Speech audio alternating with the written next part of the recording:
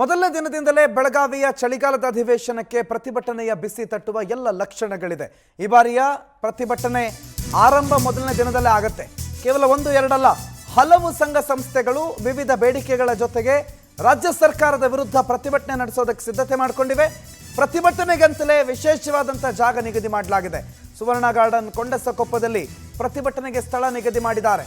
ಸಾಲು ಸಾಲು ಪ್ರತಿಭಟನೆಗಳಿಗೆ ಕರೆ ಕೊಟ್ಟಿರುವ ಹಿನ್ನೆಲೆಯಲ್ಲಿ ಬೆಳಗಾವಿಯ ಸುವರ್ಣಸೌಧಕ್ಕೂ ಕೂಡ ಸರ್ಪಗಾವಲ್ ಪೊಲೀಸ್ ಸರ್ಪಗಾವಲನ್ನು ನಿಯೋಜನೆ ಮಾಡಲಾಗಿದೆ. ಭದ್ರತೆಗೆ ಅಂತಲೇ 6,000ಕ್ಕೂ ಹೆಚ್ಚು ಪೊಲೀಸರ ನಿಯೋಜನೆ ಆಗಿದೆ. ಚಳಿಗಾಲದ ಅಧಿವೇಶನಕ್ಕೆ ಪ್ರತಿಭಟನೆಯ ಬಿಸಿ ಆರಂಭದಿಂದಲೇ ತಟ್ಟುವ ಎಲ್ಲ ಲಕ್ಷಣಗಳಿದೆ. ಹಲವು ಬೇಡಿಕೆಗಳು ಸಾಮಾನ್ಯವಾಗಿ ತಮ್ಮ ಬೇಡಿಕೆಗಳನ್ನು ಈಡೇರಿಸಿಕೊಳ್ಳೋದಕ್ಕೆ ಒಂದು ಸರಿಯಾದ ಸಮಯ ಅಂತ, ಯಾಕಂದರೆ ಅಧಿವೇಶನ ನಡೀತಿರುತ್ತೆ. ಬೇರೆ ಯಾವುದೇ ಸಂದರ್ಭದಲ್ಲಿ ನಮ್ಮ ಬೇಡಿಕೆಗಳನ್ನು ಸರ್ಕಾರ ಕೊಟ್ಟರೆ ಅದನ್ನು ಚರ್ಚೆ ಮಾಡೋದಕ್ಕೊಂದು ಸಮಯ ಸಂದರ್ಭಕ್ಕೋಸ್ಕರ ಕಾಯಬೇಕು. ಹಾಗಾಗಿ ಈ ಬಾರಿ ಅಧಿವೇಶನ ನಡೀತಾ ಇರೋ ಸಂದರ್ಭದಲ್ಲೇ ಪ್ರತಿಭಟನೆ ಮಾಡಿದಾಗ ಆ ಪ್ರತಿಭಟನೆಯ ಕಾವು ಜೋರಾದರೆ, ಅದು ಪ್ರತಿಭಟನೆಯ ಬಿಸಿ ಸರ್ಕಾರಕ್ಕೆ ತಟ್ಟಿದಾಗ ಅದಕ್ಕೊಂದು ಸೊಲ್ಯೂಷನ್ ಅನ್ನು ಕಂಡುಕೊಳ್ಳೋದಕ್ಕೆ ಸರ್ಕಾರ ಮುಂದಾಗುತ್ತೆ ಅನ್ನುವ ಲೆಕ್ಕಾಚಾರದಲ್ಲಿ ಇವತ್ತೇ ಅತಿ ಹೆಚ್ಚಿನ ಪ್ರತಿಭಟನೆಗಳು ಆರಂಭ ಆಗುತ್ತೆ. ಇವತ್ತಿನಿಂದ ಈ 10 ದಿನಗಳ ಕಾಲ ಬೇರೆ ಬೇರೆ ಪ್ರತಿಭಟನೆಗಳಿಗೆ ಬೆಳಗಾವಿ ಸಾಕ್ಷಿಯಾಗುತ್ತೆ. ಬೇರೆ ಬೇರೆ ಸಂಘ ಸಂಸ್ಥೆಗಳು ಈಗಾಗಲೇ ಪ್ರತಿಭಟನೆ ಕರೆ ಕೂಡ ಕೊಟ್ಟಿದ್ದಾರೆ. ಹಾಗಾಗಿ ಪ್ರತಿಭಟನಾ ನಿರತರಿಗೆ ವಿಶೇಷ ಸ್ಥಳ ನಿಯೋಜನೆ ಮಾಡಿದ್ದಾರೆ. ಪ್ರತಿಭಟನೆಯಿಂದ ಅಧಿವೇಶನ ಕಡ್ಡಿ ಆಗಬಾರ್ದು ಅನ್ನೋ ಕಾರಣಕ್ಕೆ ವಿಶೇಷ ಸರ್ಪಗಾವಲ್ ಪೊಲೀಸ್ ಸರ್ಪಗಾವಲನ್ನು ಕೂಡ ನಿಯೋಜನೆ ಮಾಡಲಾಗಿದೆ. ಆನಂದ್ ಮಾಹಿತಿ ಕೊಡ್ತಾರೆ, ನೇರ ಸಂಪರ್ಕದಲ್ಲಿ ಜಾಯ್ನ್ ಆಗಿದ್ದಾರೆ. ಆನಂದ್, ಚಳಿಗಾಲದ ಅಧಿವೇಶನ ಅಂದಿದ ತಕ್ಷಣ ಸಾಮಾನ್ಯವಾಗಿ ಪ್ರತಿಭಟನೆಗಳು ಎಷ್ಟಿರುತ್ತೆ ಅನ್ನೋದು ನಮಗೆ ಗೊತ್ತೇ ಇದೆ. ಈ ಪ್ರತಿಭಟನೆಯ ಆರಂಭ ಇವತ್ತಿನಿಂದಲೇ ಆಗಬಹುದಾ? ಪ್ರತಿಭಟನೆಗೆ ಸರ್ಕಾರದ ಸಿದ್ಧತೆಗಳೇನೇನು ಆನಂದ್?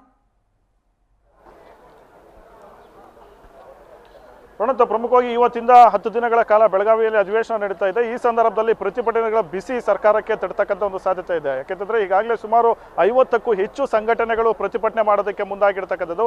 ಈ ಪೈಕಿ ಸುಮಾರು 20 ಸಂಘಟನೆಗಳಿಗೆ ಈಗಾಗಲೇ ಸರ್ಕಾರನೂ ಕೂಡ ಪರ್ಮಿಷನ್ ಕೊಟ್ಟಿದೆ. ಹಾಗಾಗಿ ಬೆಳಗಾವಿ ಸುವರ್ಣಸೌಧದ ಸುತ್ತಮುತ್ತ ಹಲವಾರು ಸಂಘಟನೆಗಳು ಪ್ರತಿಭಟನೆ ಮಾಡೋದಕ್ಕೆ ಮುಂದಾಗಿರ್ತಕ್ಕಂಥದ್ದು. ಜೊತೆಗೆ ಪಂಚಮಸಾಲಿ ಸಮುದಾಯದ ಮುಖಂಡರುಗಳು 2A ಮೀಸಲಾತಿಗೆ ಆಗ್ರಹವನ್ನ ಮಾಡಿ ಸುವರ್ಣಸೌಧ ಮುತ್ತಿಗೆಗೂ ಕೂಡ ಒಂದು ಪ್ರಯತ್ನ ಮಾಡಿರ್ತಕ್ಕಂಥದ್ದು. ಅವರು ನಾಳೆ ಪ್ರಮುಖವಾಗಿ ಸುವರ್ಣಸೌಧ ಮುತ್ತಿಗೆಯನ್ನು ಹಮ್ಮಿಕೊಂಡಿರ್ತಕ್ಕಂಥದ್ದು. ಈ ಹಿನ್ನೆಲೆಯಲ್ಲಿ ಸುವರ್ಣಸೌಧಕ್ಕೆ ಭಾರಿ ಪೊಲೀಸ್ ಬಂದೋಬಸ್ತನ್ನು ಒದಗಿಸಿಕೊಳ್ಳಲಾಗಿದೆ. ಸುಮಾರು 6,000ಕ್ಕೂ ಹೆಚ್ಚು ಪೊಲೀಸರನ್ನು ನಿಯೋಜನೆ ಮಾಡಲಾಗಿರ್ತಕ್ಕಂಥದ್ದು. ಜೊತೆಗೆ 7 SP ಬಂದೋಬಸ್ತ್ ಉಸ್ತುವಾರಿ ನೋಡ್ಕೊಳ್ಳೋದಕ್ಕೆ ಅವರಿಗೆ ಜವಾಬ್ದಾರಿಯನ್ನು ಕೊಡಲಾಗಿದೆ. ಜೊತೆಗೆ 35ಕ್ಕೂ ಹೆಚ್ಚು KSRP ತುಕಡಿಗಳನ್ನು ಕೂಡ ನಿಯೋಜನೆ ಮಾಡಿರ್ತಕ್ಕಂಥದ್ದು. ಪ್ರಮುಖವಾಗಿ ಕೇವಲ 2A ಮೀಸಲಾತಿಗೆ ಪಂಚಮಸಾಲಿ ಸಮುದಾಯ ಹೋರಾಟ ಮಾತ್ರವಲ್ಲ, ಈ ಕಡೆ ಕಳಸಾ ಬಂಡೂರಿ ಹಾಗೆ ಮಹದಾಯಿ ಒಂದು ಯೋಜನೆಗಳಿಗೆ ಆಗ್ರಹ ಮಾಡಿ ರೈತರು ಕೂಡ ಇಲ್ಲಿ ಪ್ರತಿಭಟನೆಗೆ ಕರೆಯನ್ನ ಕೊಟ್ಟಿರ್ತಕ್ಕಂಥದ್ದು. ಹಸಿರು ಸೇನೆ ರಾಜ್ಯ ರೈತ ಸಂಘ ಹಾಗೆ ಹಸಿರು ಸೇನೆ ಸೇರಿದಂತೆ ಸುಮಾರು 10ಕ್ಕೂ ಹೆಚ್ಚು ರೈತ ಸಂಘಟನೆಗಳು ಈ ಒಂದು ನೀರಾವರಿ ಯೋಜನೆಗಳಿಗೆ ಆಗ್ರಹ ಮಾಡಿ ಪ್ರಮುಖವಾಗಿ ಪ್ರತಿಭಟನೆಯನ್ನು ಹಮ್ಮಿಕೊಂಡಿರ್ತಕ್ಕಂಥದ್ದು. ಮತ್ತೊಂದು ಕಡೆ ಅಂಗನವಾಡಿ ಕಾರ್ಯಕರ್ತರು ಕೂಡ ವಿವಿಧ ಬೇಡಿಕೆಗಳಿಗೆ ಆಗ್ರಹ ಮಾಡಿ ಅವರು ಕೂಡ ಪ್ರತಿಭಟನೆಯನ್ನ ಮಾಡ್ತಾ ಇರ್ತಕ್ಕಂಥದ್ದು. ಇದ್ರ ಜೊತೆಗೆ ದಲಿತ ಸಂಘಟನೆಗಳು, ಕನ್ನಡ ಪರ ಸಂಘಟನೆಗಳು ಸೇರಿದಂತೆ ಬಹಳಷ್ಟು ಸಂಘಟನೆಗಳು ಪ್ರತಿಭಟನೆಯನ್ನ ಹಮ್ಮಿಕೊಂಡಿರ್ತಕ್ಕಂಥದ್ದು. ಈ ಹಿನ್ನೆಲೆಯಲ್ಲಿ ಯಾವುದೇ ಒಂದು ಮುನ್ಸೂಚನೆ ಇಲ್ಲದೆ ಸುವರ್ಣಸೌಧ ಅಥವಾ ಈ ಒಂದು ಭಾಗಕ್ಕೆ ಮುತ್ತಿಗೆ ಆಗ್ತಕ್ಕಂಥ ಒಂದು ಸಾಧ್ಯತೆ ಇರತಕ್ಕಂಥ ಹಿನ್ನೆಲೆಯಲ್ಲಿ ಸುವರ್ಣಸೌಧದ 4 ದಿಕ್ಕಿನಲ್ಲಿ ಬಿಗಿ ಪೊಲೀಸ್ ಬಂದೋಬಸ್ತನ್ನ ಏರ್ಪಡಿಸಲಾಗಿದೆ. ಈಗಾಗಲೇ 6,000ಕ್ಕೂ ಹೆಚ್ಚು ಪೊಲೀಸರನ್ನ ನಿಯೋಜನೆ ಮಾಡಲಾಗಿರ್ತಕ್ಕಂಥದ್ದು.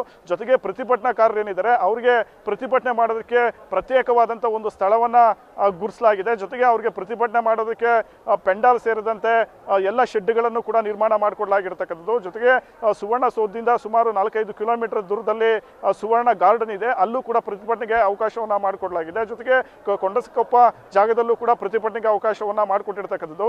ಈಗಾಗಲೇ CM ಸಿದ್ದರಾಮಯ್ಯನವರು ಕೂಡ ಪ್ರತಿಭಟನಾಕಾರರ ಮನವೊಲಿಕೆ ಪ್ರಯತ್ನವನ್ನು ಕೂಡ ನಡೆಸಿರ್ತಕ್ಕಂಥದ್ದು. ಜೊತೆಗೆ ಈ ಭಾಗದಲ್ಲಿ ನೀರಾವರಿ ಯೋಜನೆಗಳಿಗೆ ಆಗ್ರಹ ಮಾಡಿ ಯಾರೆಲ್ಲ ರೈತ ಸಂಘಟನೆಗಳು ಪ್ರತಿಭಟನೆಯನ್ನ ಕರೆ ಕೊಟ್ಟಿದ್ದಾರೆ ಅವರ ಒಂದು ಮನವೊಲಿಕೆ ಮಾಡೋದಕ್ಕೆ ಕೆಲವು ಸಚಿವರಿಗೂ ಕೂಡ ಟಾಸ್ಕ್ ಅನ್ನು ಕೊಡಲಾಗಿರ್ತಕ್ಕಂಥದ್ದು.